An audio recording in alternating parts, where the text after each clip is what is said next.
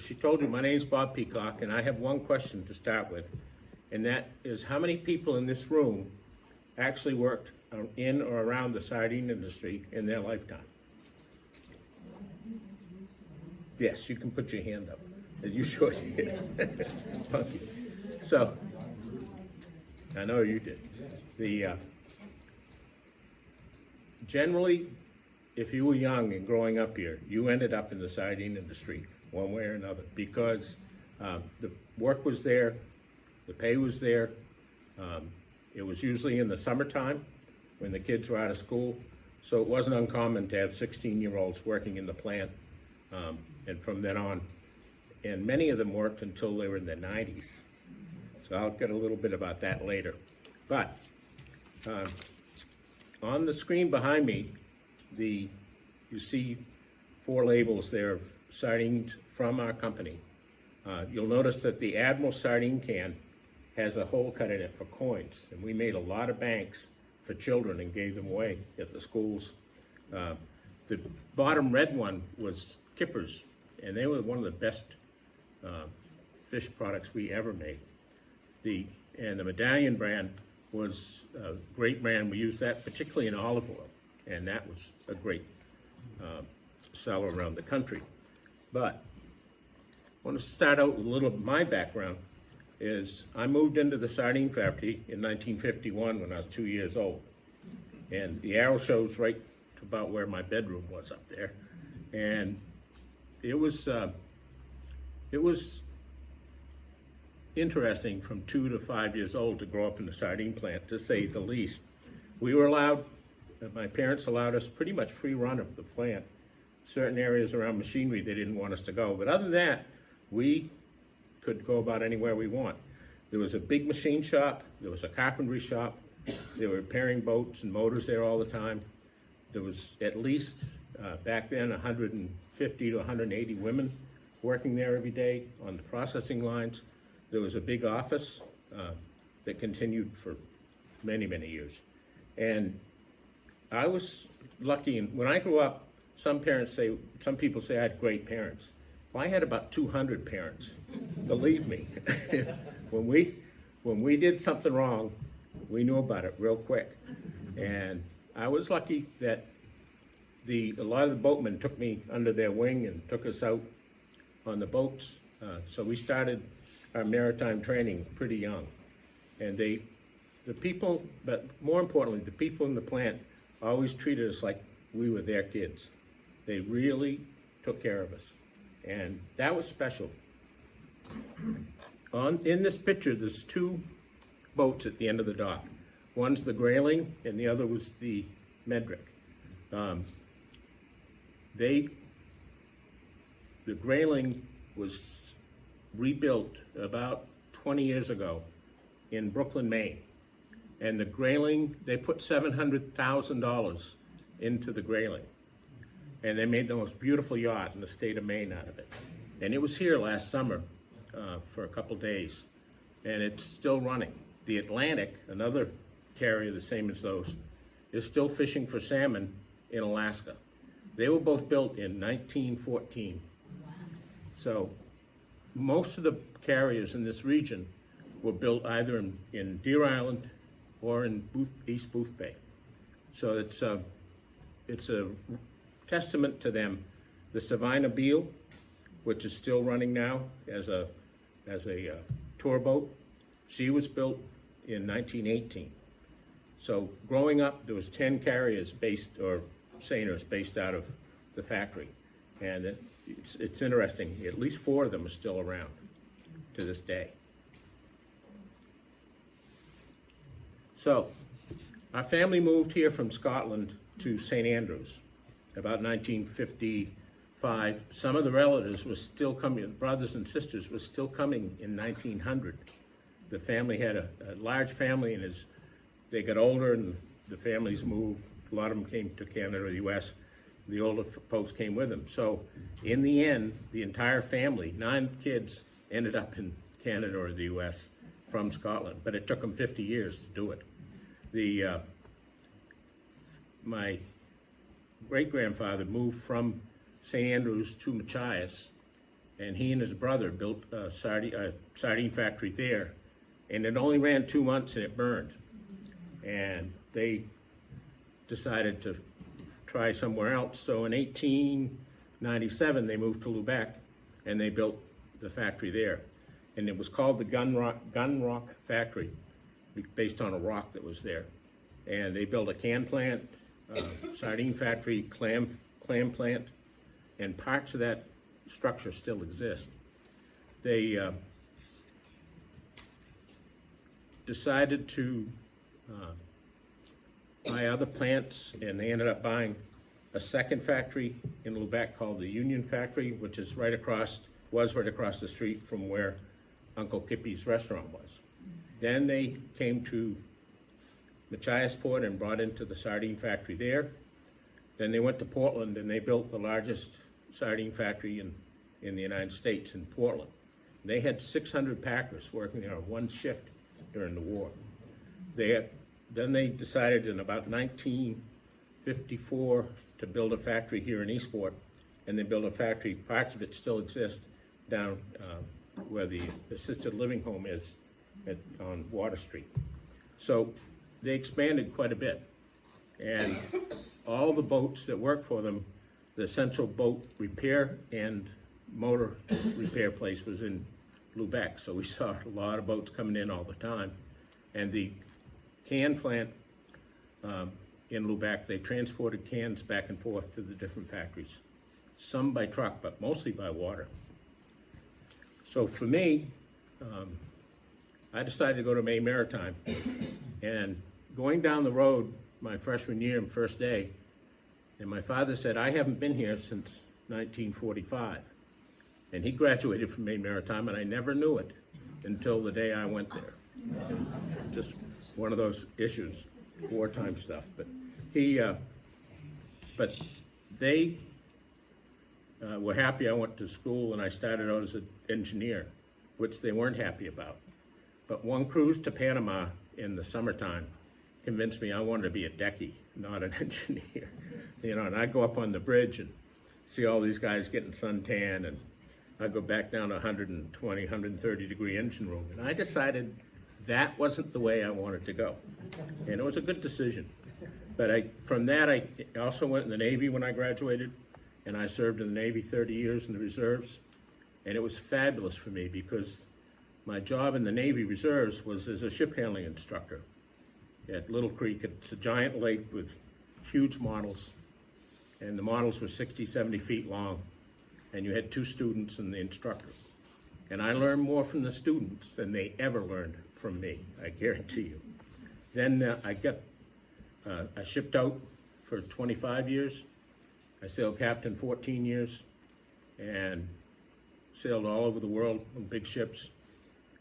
When I was on 6 months and off 6 months, pretty much. So the 6 months I was off, I worked in the factory, helping my father as much as I could. And then when I decided to retire from shipping, we went into the sardine business, but also the salmon business, sea urchin business, scallop, processing scallops, and some lobster. And the sea urchin business was a big business for us, real big. We did sometimes 10, 12,000 pounds a day, and it all went to Japan every night. And we had so much work that our trucks would leave with a load of salmon and sea urchins going to Boston with no paperwork. We'd do the paperwork in the office sometimes till 2 or 3 in the morning, and then fax it down so when the truck got somewhere they had some paperwork to go with it. But that's what we had to do. And some nights we would do 1 or 2 tractor trailer loads of salmon, and the same night do a tractor trailer load or half a load of sea urchins, and throw some lobsters on. It was a round-the-clock operation. But from that, hold up back. I did on this picture, this roll-top desk. There was 3 of them in the factory. One of them is still in the factory. One of them went to my house in Whiting, and that's my great-grandfather sitting at the same roll-top desk. And that picture was taken in 1900. So there's a long history of furniture in this family also.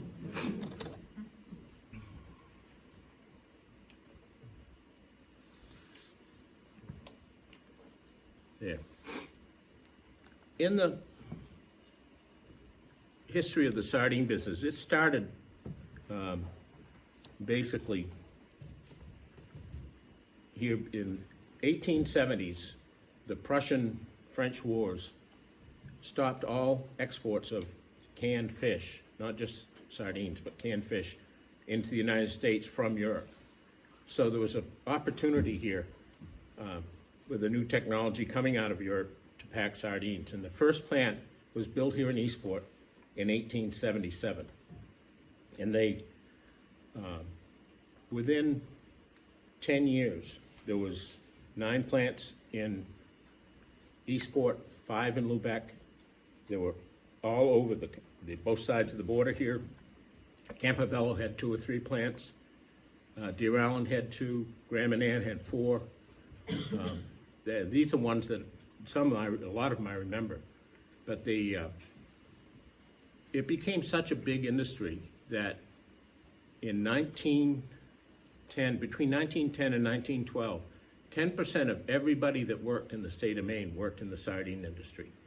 Not necessarily packing sardines, but could be in the wares, on the purse seiners, on the transportation side, in the trains. It was huge, and it was somewhat seasonal, but also the can plants produced around the clock during the wars, but full shifts every day, summer and winter, and it was a big employer. And it was Eastport, Lubec, and Portland were the big can making plants, and it was huge. But the reason that they could come here and do this is because we had fish, we had herring, but you got to catch them. So in this picture, you can see a fish weir, and there are fish weirs right now on Casco Island and Head Harbor Passage. There's one on the backside of Campobello that's operating. There's one that's got the poles up but it's not dressed. It doesn't have the nets on it. And there's another 4 or 5 that I know on Deer Island and in that area. And what the weir is, it's basically a trap that guides the fish into a net. So if you look in this picture, you'll see the round part outside. And that's led into by the leader. And that leader is this piece here. And as the fish swim along the shore eating plankton at night, and it has to be a pitch black night. You can't have any moonlight. You can't have a fire on the shore. You can't drive down on the beach and shine a light on the beach because the fish will see the nets. But if they don't see it, they hit the leader, and they'll always swim to deeper water. So they swim out into what is basically the corral. Once you get them in, there's an opening on either side, and you go out 3 o'clock in the morning, and you take a piano wire and a big rock, and it's got a hole through it, and the piano wire's attached to the rock. And you drop the rock down from the dory, and there's 2 dories sitting right here. Oops, I'm sorry. So you can see the 2 dories right here. This is the leader here, and that's the dories, and that's the pound. The pound is like a corral where you put the fish after you catch them, and you put them in the pound for a day or 2 to get all the feed out of them. Then you can sell them for sardines. But with that piano wire sitting there, the fish swim along, and they can't see the piano wire, and they hit it. And somebody that's good, I was never that good, but somebody that's really good can tell you how many hogsheads, 1.5 tons of fish, that you have in that weir. And when you know you got enough, you shut it off, right? And I've seen guys hit it within 20 hogsheads, and 200 hogsheads, there's only 180, and they give them a terrible time. It's like, you can't do that. But it's a good way to judge how much fish is in the weir. So there's an art to this, a really interesting art. So that once you get the fish in the weir and you shut it off so that they can't get out, you let them sit for a day, and then you check them for feed. If there's still feed in the gut, and when you go to cook them, that feed will blow up, so you've got to be sure it's all out of them. So you move them into the pound.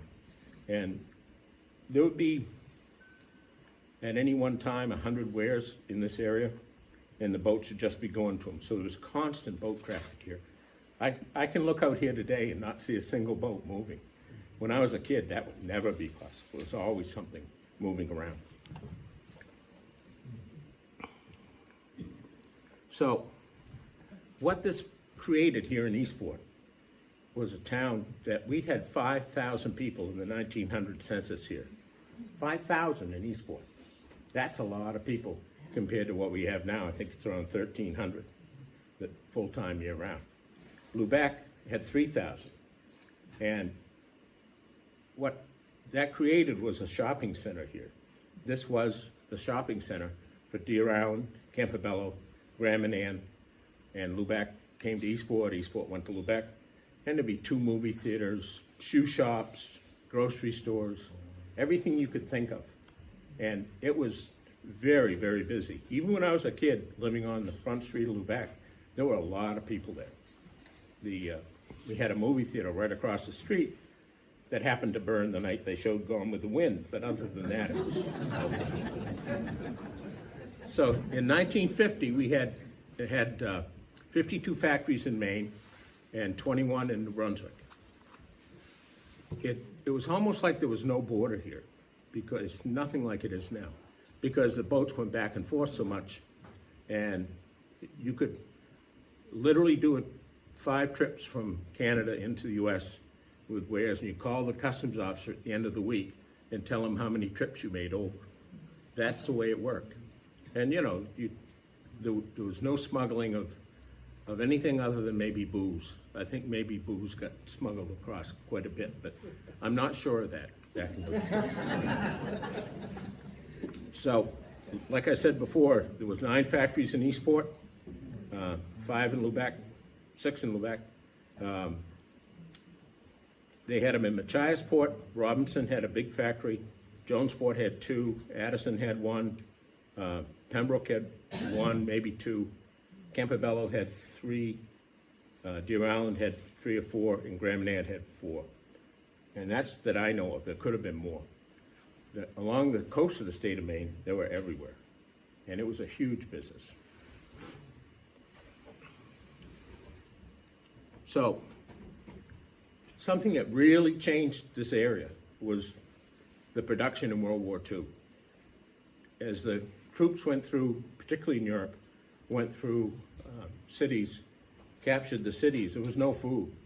So they used sardines as a staple to keep the civilian population fed. And that created a demand. It happened to be in the 1940s, we had the best years for herring that we ever had. So we got plants running around the clock, 3 shifts a day.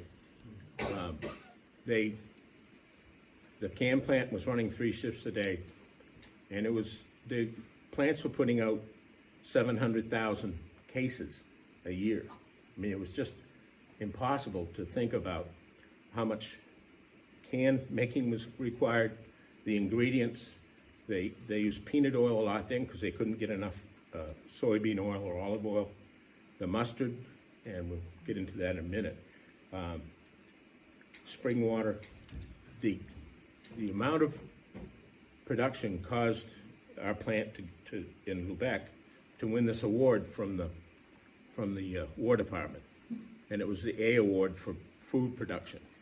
But along with this came a huge bonus financially, and the biggest party that Lubec ever saw. The government paid for the party. The party lasted 2 days. The undersecretary of the War Department came, and it was huge. But they depended on these factories to produce the food they needed to feed the refugees and the people in the areas that they were taking over, and the troops. And when I was a kid, there were still soldiers that would come into the factory just to say, hey, I was dying from starvation somewhere in Germany, and somebody gave me a candy or sardines. And fortunately, they allowed us to mark the sardines with who produced it, which that was a big fight with the War Department wanted everything the same. And all of the companies said, no, if we're gonna produce it, our name's gonna be on it. And it really made for an interesting time later. So, once you caught the herring, you could use 3 different ways with the weirs, which I've shown a picture of, and that's basically fixed on the coast. You had purse seiners, and a purse seiner is a mobile surface fishing vessel. And we used airplanes to spot herring for the seiners, or they used some spotter boats. But what they do is come in around a school of herring fishing on the surface, more or less, and drop a net around it. And there were floats on the top of the net and lead weights on the bottom. And once they got around in a full circle around them, there were rings on the bottom, and there was ropes through the rings. And you'd pull the rings and you'd purse it up. That's why it became known as purse seining. And then they'd bring in a sardine carrier, suck the fish out and take them to the plant. The third way was mid-water trawling. And there used 2 boats in a pair, and they tow a net between them, and they can base how high or low that net goes in the water. And the net has floats on the top and weights on the bottom, and it could be big. It could be 3 or 4 times the size of this whole building. They were huge, and they could really sweep up a school of fish pretty quickly. But to get all those fish back to the plants, they needed sardine carriers. And I've got the names of 26 sardine carriers that were just in this region, just around Lubec, Eastport, Passamaquoddy Bay, Deer Island, Campobello, Grand Manan, and there's still, I think, about 8 left that are working mostly out of the plant in Blacks Harbor, New Brunswick, and you'll see them around once in a while here. But in this picture, in the one on the left, there's a picture of one of our boats called the Medrick, and this was at the Booth Bay shipyard where she was made, and the ship to the right of it is the Bowden. The Bowden is Maine Maritime's sail training ship, and we have the captain of the Bowden sitting over here, former captain. And Heather Stone is she's riding with me as an observer for pilotage, but she worked on the Bowden, what, 4 or 5 years? 7 years, excuse me. So the Bowden was built in the same place, still running today. And I think it's gone up to the Arctic last year? Yeah. Yeah, so it's still running to the Arctic. And McMillan was the captain of the Bowden when it was being built, and he came to the factory in Lubec, and my grandfather gave him a radio direction finder off one of the carriers, and he gave him a lot of sardines, which they used in the Arctic quite a bit. So history, it's a small town type thing, you know. But it went to Maine Maritime probably 25 years ago, maybe, and been their sail training ship ever since, and it's a great training platform.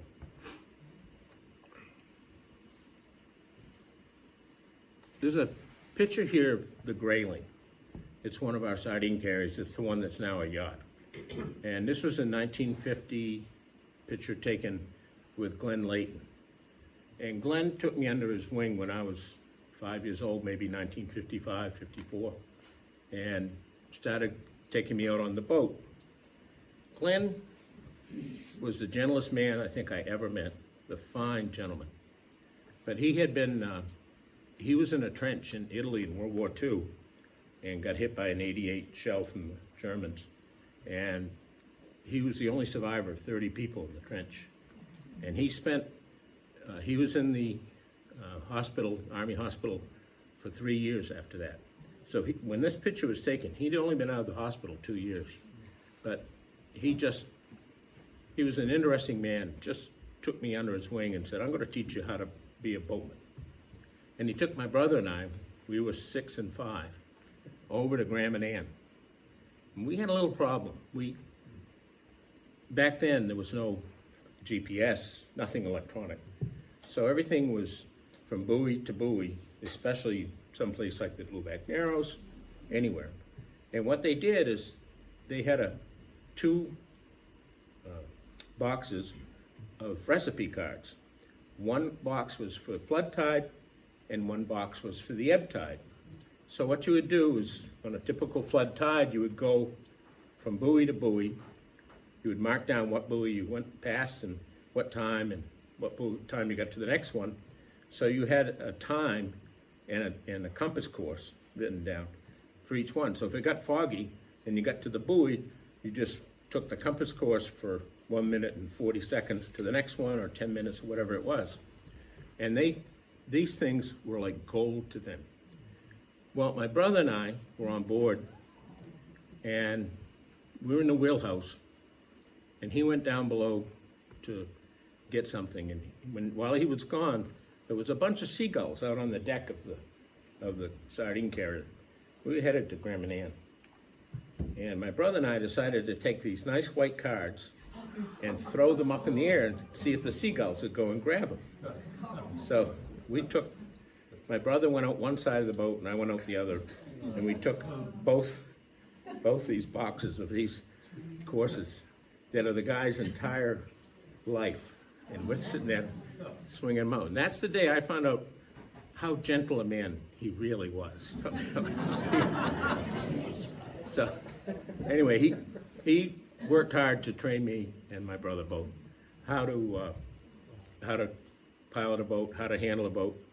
And when you're learning in the Lubec Narrows, under the bridge and over by the plant, it's a different place. It really is. In the other picture up there is from the Portland factory, Brown's Wharf. That was a huge factory. But what I found interesting in that picture was the sardine carrier, the little white carrier alongside the factory. That's the Savannah Beale. And but what's interesting, in 1928, when this picture was taken, is behind it there's a 5-masted schooner. So you can see how big the schooners were back then. It's incredible. So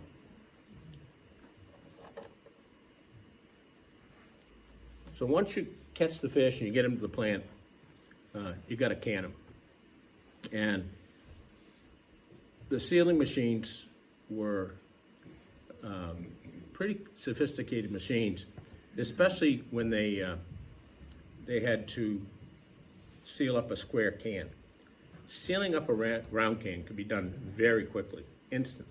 I've seen lines that were doing over 2,000 cans a minute in Morocco of a round can.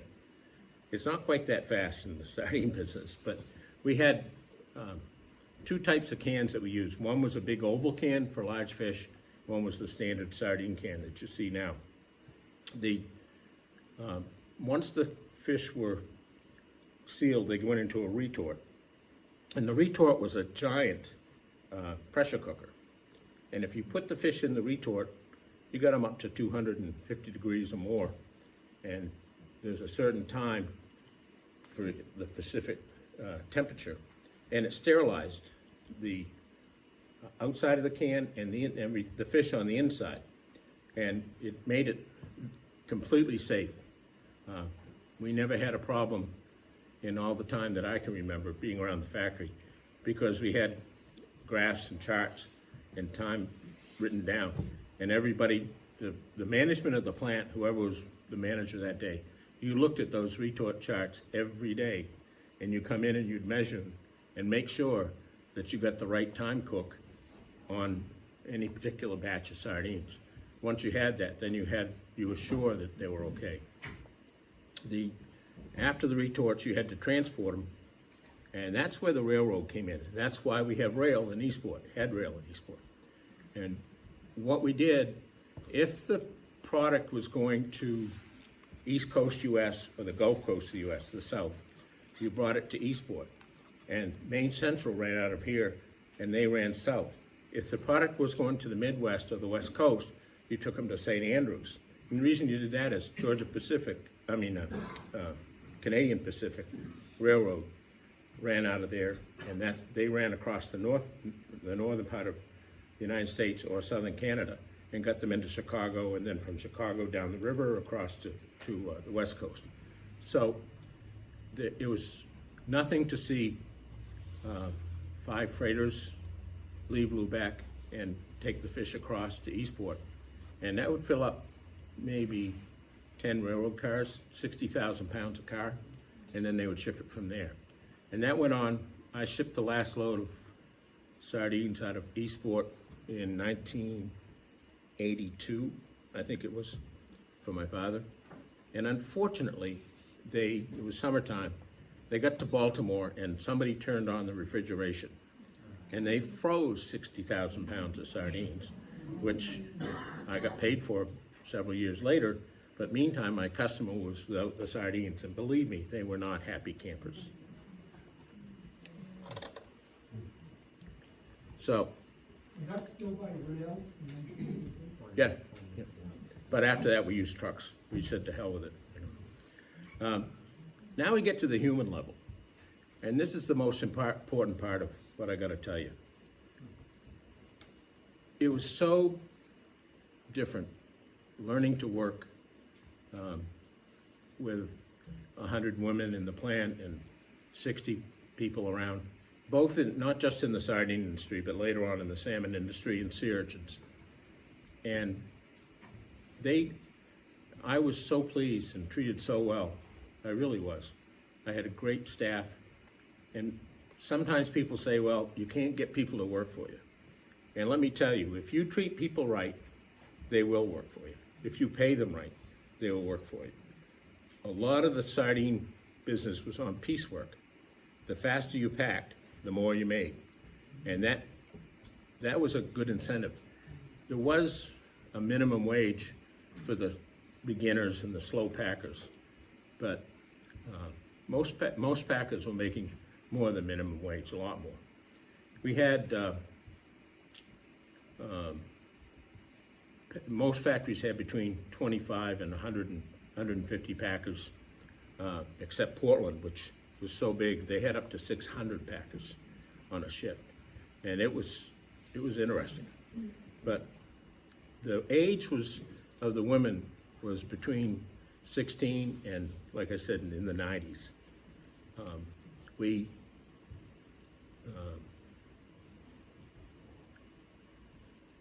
had steam whistles.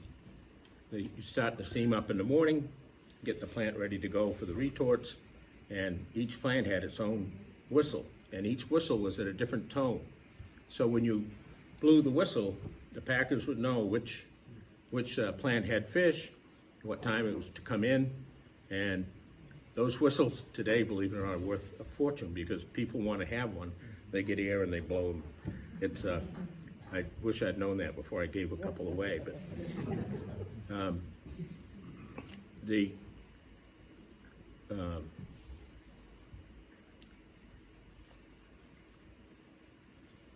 on the packing line, each packer had a partner, so there's 2 per table. And 90% of them were friends, relatives, and 10% of them hated each other. And trying to deal with that sometimes was difficult, to put it mildly. And some never got along, some always did. But I had one special packer who I really liked a lot, Edith Comstock. And Edith and her sister, Effie, worked there my entire memory of my life. And they worked until they were in the 90s. When they retired in the 80s, and they went to the nursing home, and they called me up one day and said, look, your great-grandfather told me that as long as the name Peacock was over the door, I'd have a place to work. And I said, you're in the nursing home, for Christ's sake. What do you want? No. We want you to send a bus up, because we had buses for the packers. Come up about 10, pick us up. We'll come in, pack for 2 hours. And they were so fast, they always made their wages. And then they'd have lunch at lunchtime, and we'd take them back at 1 o'clock to the nursing home. That went on for several years. And the labor department kind of questioned me about it when I said, look, you don't like it, you go down and tell them. But we had an issue with Edith. Governor Muskie was, in Maine, sardine business, and particularly my grandfather was in the legislature, my great-grandfather was in the Maine Senate, and they always welcomed politicians from either party, come in the plant. You've got 200 people in the plant working. It's a great place to campaign because you don't have to go all over hell to get to a lot of people. So Muskie came in, and I was about 9, 10 years old. The deal was, if my grandfather supported you, he would personally take you around and introduce you to all the packers. If he didn't support you, he would send somebody from the office or his family, somebody would take him around. And I met Muskie before when I was younger. So he's there, and my grandfather says to me, take him around. And I said, yes, sir. So we went on the packing line, and I introduced him to Gladys and her sister, to Mabel. And we're going down the line, and we get to Edith Comstock. And I said, Governor, this is Edith and Effie. And they never stop packing. None of them ever did. They just keep on packing, but be very polite. And the governor would slip his campaign brochure in their apron. So the governor said to me, geez, Bob, you know all these old ladies by their first names. He said, you must be from Lubec. And I said, yes, sir, that's true. I am from Lubec. And Edith Comstock said, Governor, that's a damn lie. Bobby was born in Bangor, and he didn't get here until he was 2 days old. So that was 1958, I think. 58 or 59. Well, I become captain of a ship, and 1980, I'm in Saudi Arabia, and Muskie's the Secretary of State. And they decided to have a reception on my ship because it was the biggest U.S. flag ship ever, still is. And he said, we're gonna come down with officials from the government from Saudi Arabia. So they shut all cargo operations down, and we had a crew of 30. They were sending 300 people for the reception. So they had to send on all the catering, all the people. It was a madhouse. So I'm getting introduced to the officials, the king, and the interpreter says, where are you from? Now, this is 22 years later. I said, I'm from Lubec, Maine. And Muskie, just like that, said, Your Highness, that's a damn lie. He's from Bangor, and he didn't get there till he was 2 days old. Think of the memory. It was never mentioned after that. The memory of 22 years later. Edith made an impression. The other issue in the factory is we had a TV up in the break room, and the women used to like to come up, and from 10 to 10:30, they watched soap opera. And I think it was Days of Our Lives or something like that. But it was a big thing. They all liked it. Well, one day, Edith comes to me and said, and she was there, they stole the color TV. Somebody came in the night. The plant was always open because we worked at strange hours. And the TV was gone. And the women were all, upset. And they wanted me to go out and go to Callis right now, get a new TV. And this wasn't the flat panel days. This was the big old giant, and this was a big TV. And I was really upset. And Bobby Hood and Edith got together and said, let's go talk to Bob. They came in the office and said, look, this is a small town. You've got at least 100 people in here. Probably a dozen know who stole that TV. And before you do anything, let us go home and see how this all works out. I said, okay. So I came in the next day, and I think it was you told me that somebody told me the TV's back.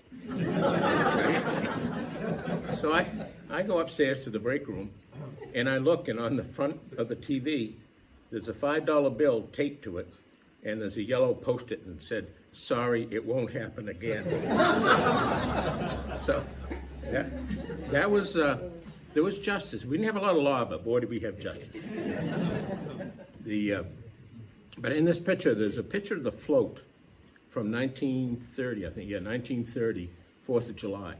And that was typical of what the factory did. We had a lot of civic, we tried to be good civic partners. We built a playground for the kids. Our whole crew went down. We built the museum for the fire department up there. Our crew built that. It's important to you give back to the community, and these folks were incredible. We've got a lot of pictures of them up in the back of what they did. The other thing we did, a lot of the Packers, especially during the war, were transient. When I say transient, they were from Campobello, maybe Graham and Ann, someplace in Maine, and they didn't have housing. So we built housing, and the housing was called the 10 Commandments. 10 houses, prefab, not prefab, but all identical. And the same thing was done here in Eastport. And if you look around Eastport, you'll see a lot of houses that look the same frame, same size lot, and almost all of those were from the sardine industry. So what you did is basically built the houses. If they wanted to rent them, they did that. If they wanted to buy them, they paid on them over time. And of the 10 Commandments, we still have, I won't mention what thou shalt not do there, but it still exists, and the guys just finished rebuilding it now down on Pleasant Street. So it was common to provide many things as you could for your employees to keep them there. One of the things we did was try to get as much business into the plant when it wasn't sardine time. So we decided to pack watch straps and cod in cod cans. We put luggage. We did socks in beer cans and packed those in the factory for the athlete with gusto. Somebody's holding it up. And that employed one of the things we employed. Also, we had a lot of beauty contests for the sardine packers, the fastest packer. And there's a picture here of Janice Knight, or Susan Knight, Janice's mother, and that was very common. So in all of this, the most important part was the people. I think we had fun. I think the people enjoyed working there. It was hard work, and it was long hours, but generally everybody got along. I think we had good pay. I know how much in the years from 1988 until I shut down, it was over $20 million that went into the Lubec economy, and most of that was wages. So it was a good life. I got a great education. I had a lot of fun, and I learned more from my employees than they ever learned from me. So thank you very much.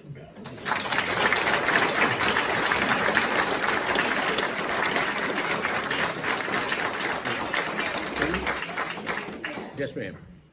How long did it take a steam retort to cool down?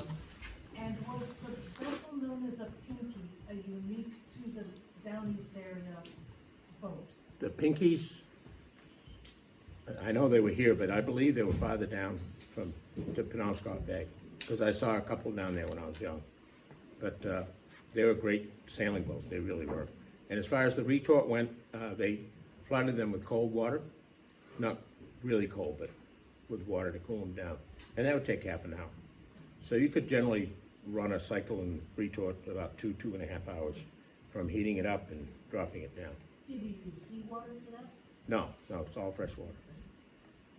The fresh water was made from steam from the steam plant, so it was pure. It was the best you could get. Yes, ma'am. Were the plants that made the cans separate from the plants that packed the sardines? Yes. Until 1900, the can plants were in the factories, and they soldered them. And she was talking maybe lead solder, I don't know. But after that, when the can plants came in, the one here in Eastport, Lubec, Portland, they were totally separate. They were American cans. So you made contracts with American Can for big money and to deliver so many cans per year. And then during the war, the government took over the plants, the can plants, and just ran them full bore. The factory in Eastport had 520 employees during the war. I mean, they were running 3 shifts around the clock. And it was a technical, stamping that aluminum and steel was a technical job in getting everything right. It's all bouncing up and down, so everything's moving all the time. It was really a really critical job, so. Thank you. What ended the sardine industry? Look at the Canadian flag on the other side, and that's pretty much what it was. We had the fish, but the Canadian government subsidized Connor's Brothers packing so heavily that for me to put a new plant in would have been probably $10 to $40 million, depending on what I built. In Blacks Harbor, the Canadian government came in and put the entire foundation in, all underground utilities, the sewer treatment plant, everything except the plant itself. Well, then Connors came in and put up the plant for almost nothing. You know, the money's all in the groundwork. It's not in the frame, same in the house, you know. So it was impossible to deal with that. So that killed the sardine side of it. The salmon side died because of ISA disease, infectious salmon anemia. And because of that, both sides killed all their fish for a period of 2 to 3 years. So we moved our operation to Chile for about 7, 8 years, and then to Norway for 20 years. So, and I hated to do that, but if you can't produce it here, you gotta produce it somewhere. And we had good markets. The key was the markets. Cisco was our big market. So we kept providing them, and they stuck with us. Yes, ma'am. No, sir. I thank you. I listen to people talk and argue about whether a sardine is a herring, or whether a sardine is a different species over in Europe. Sardines is different than over here. Can you give us a definitive statement as to what a sardine is and how does it differ, if at all, from herring? Herring, here we use herring as sardines. And it depends on the size, but it's a sardine is a herring here. In Europe, it's a different species of herring. And it's a different species in the Med, out of Croatia, we bought fish there, or out of Norway. And they're 2 different species there. So it's slightly different species, but it's basically all herring based. So a herring becomes a sardine when it's in the can. Yes, exactly. What does it mean to kipper? It's smoking. You smoke it. That's just smoking. You okay. fillet it and then smoke it and then put it in. And it's a different process. Yes, ma'am. Do the factory records get preserved, and if so, where do they go? Some of the factory records did get preserved. Some didn't. We still had paychecks for a guy who had trouble with his Social Security, a Canadian captain, worked in the States, was paid in the States, and earned Social Security, but he couldn't prove it to the Social Security Administration. He lived on Deer Island. And we went back in the cellar and dug out the records, and we found his pay slips for a period of about 10 years, and he was able to get his Social Security eventually out of that. So yeah, some of it is preserved. We sent as much as we could to the Penobscot Maritime Museum, which they appreciated. So they've got a lot of it. But you can't believe the volume of records from 100 years of pay slips and contracts and the whole thing. Why mustard instead of something else to pack? Taste. Mustard was available here, and we bought mustard by the truckload, and the trucks were coopered barrels in the old days, and in the end it was more plastic barrels. But it depended on what you could get and how much volume was going. But mustard was used particularly on bigger fish. And it tasted great, so that's why we used it. During the war, they used a lot of peanut oil, and I never saw peanut oil from 1950 on. It was just something that was available in the war. They couldn't get the soybean oil, they used it for other stuff. So that's basically what happened then. You got a question? I have a question. Did you personally ever pack a can of sardines? Oh, yeah. Are you kidding? My father kicked me in every job down there I had to do for a couple days anyway, you know. I learned enough after my first cut that it's not a job I wanted to do.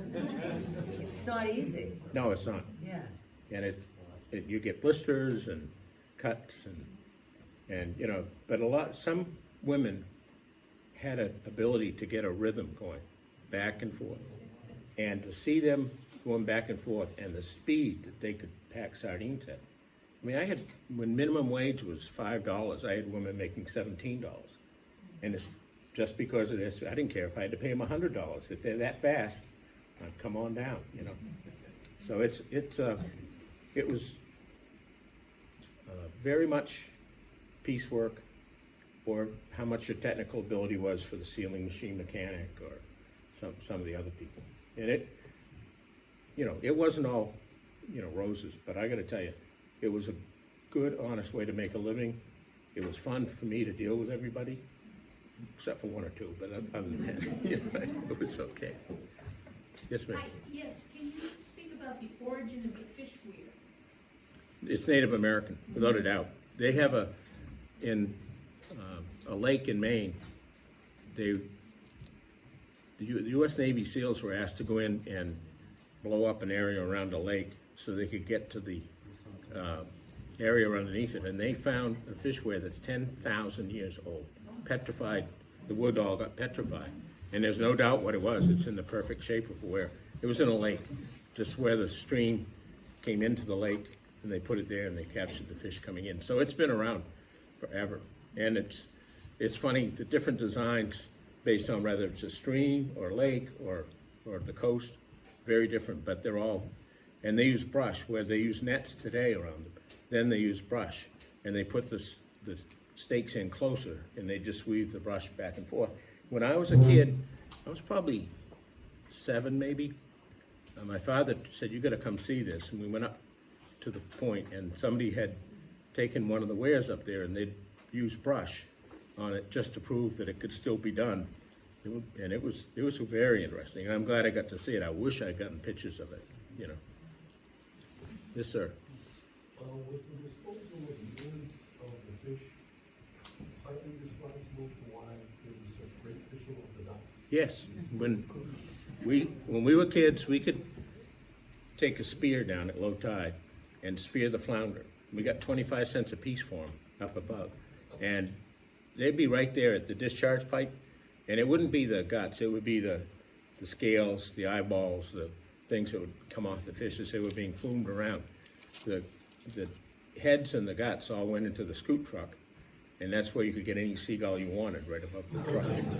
Yeah, it was a lot, but it was common, and the fisheries were fabulous outside the fish plants, especially the one right here in Eastport at Holmes's, where the Coast Guard station is now.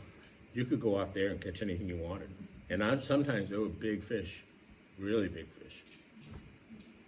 Are there still herring in the area? Yeah, well, yesterday I took people out on a tour won the lottery tour for a trip on my boat, and we had herring right from one end of Head Harbor Passage to the other. Huge amount of herring. So the warming Gulf hasn't affected them as much? Not at all. In fact, I've seen more herring this year than I saw last year. You just never know. Yes, ma'am. I just wanted to say, I'm old enough, I used to pack, but the women who do 100 cans an hour, and a lot of them could do that all day long. And what they used to do is take their fingers up because they sharpen the knives right there at the factory. And like Bob said, all of them listened to music because they were all dancing and cutting to the table. It was something to say. Where did you pack? I packed at Peacock, but I packed more at Booth, Bruce, yeah. yeah. There's still a lot of women in town here that come up to me and say, and not that old, that say, I packed at Booth, especially at Booth towards the end, they went over there. Yes. Did Eastport have a unique odor from these fish? Not really. Really? Eastport had a unique odor, but it wasn't because of the sardine factories. It was because they made fish meal here. And there was 3 fish meal plants, pearlescence plants, and that definitely made an odor. But as far as the sardine plants, no. I don't think so. I remember McCurdy's photo. Well, that was a smoke shed too. Well, I know. That was in That's Lubec. the smell I remember. Can you assure me that I have a correct recollection? My friend Don Sutherland told me, showing me a photograph, that a school of sardines could be 7 miles wide and 35 miles long. I believe that's true. Especially down towards Cutler, along that Cutler shore. You can fly in an airplane and just, It was an aerial photograph. yeah, you can just see them the whole way. The Morrison family, the other pilot here is Jerry Morrison. And his father and grandfather and great-grandfather had fish weirs. They had, at one time 19, I think they had 12 at one point. And they used airplanes to spot herring. And it was very common. In fact, I know of one of the midwater trawlers is using a drone now for the first time to spot herring. And it's very effective because they've got infrared and, 20 different types, and it's fairly big. And they can land that drone on the boat. They got a giant cargo net they put up, and they just fly the drone into the cargo net and disassemble it and fix anything they broke and put it back up again, But that's not uncommon. Somebody else? Yes, sir. Ma'am. How many people were employed by your factory? By my factories? Yeah. Like the people- Any one or the whole company or? Well, for instance, in Lubec. All right, in Lubec, it would depend on whether it was the wartime or not. But if it wasn't the wartime, we originally had we had 100 packing tables, that's 200 women. The storm hit the plant and they shortened it up to about 70, I think, in Groundhog Day gale. And then there would be another 20 women working in the office, one of them's here, or in doing different jobs in the plant, inspection, lab. And then you had the men doing the sealing machines, if you were doing mustard, getting the mustard in the plant. That, one day, Governor Muskie, when he was senator, was campaigning in the plant, and my grandfather was standing off, and a guy picked a barrel of mustard up with a forklift way up high, and he hit the wrong button and tilted it forward, and the barrel rolled off onto the ground, and it exploded, the mustard went all over him. So Muskie wasn't pleased about that, but he came back the next election, and he's standing there, and a seagull defecated on his head. And he, I'll never forget it, he turned to my grandfather and said, "Must have been a Republican gull." That's a God's truth. We had another, Bill Cohen was campaigning in the plant one day, and we had a guy named Schofield. He's a retired Coast Guard lighthouse keeper, and being on a lighthouse for 20 years, you can kind of go a little wacky, but he was a nice guy. But he was working salmon, and he had long blue gloves on, and he had salmon slime all over his gloves. And somewhere along his career, he got in some trouble with the Coast Guard, and Bill Cohen came to his rescue and got him out of trouble. So when Bill Cohen came through the door with a photographer from Bangor Daily standing right there, he ran over and he slapped his hand into Bill Cohen's hand, and that slime came up and went, oh. And we got the picture. And last I knew, it was still sitting in the office in Lubec. Okay. And it was Bill Cohen.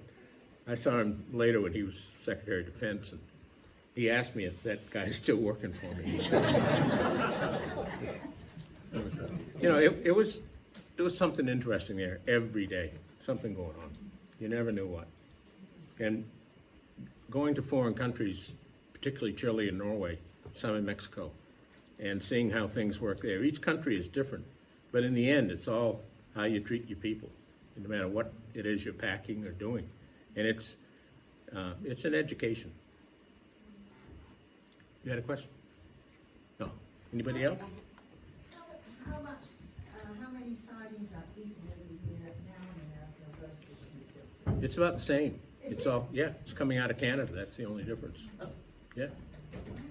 Yeah, it goes up and down, but it's certainly, 2 years ago, it was the same same amount as 1955, which surprised me, you know. I thought people ate tuna. They do that too, you know. I know. But it's a business that you'd think would be going down, but it isn't. It's gotten trendy in Boston. There's two restaurants in Boston who model themselves off of tin fish. Yeah, it's good. The picture that had the, Medrick and the Bowden, Mhm. was that a photograph that you had a copy Yeah, of? Okay. yeah, do you want it? Well, I was just curious because my daughter sent me a painting of that same picture. Really? Yeah. No, And it's, it's hanging at Maine Maritime. yeah, And I wasn't, you know, when you see a painting, you don't know if it really happened.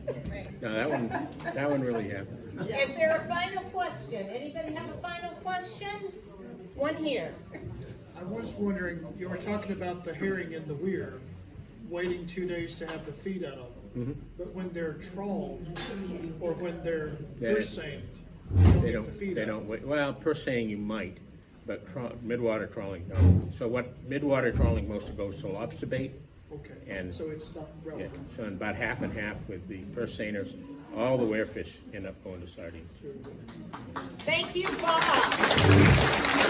And I'm sure he's willing to talk to you if you want to come up and chat.